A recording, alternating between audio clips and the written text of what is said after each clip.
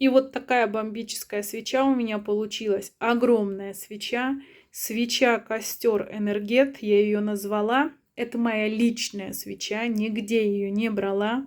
Это моя личная практика. Значит, она идет на снятие депрессивного состояния в душе.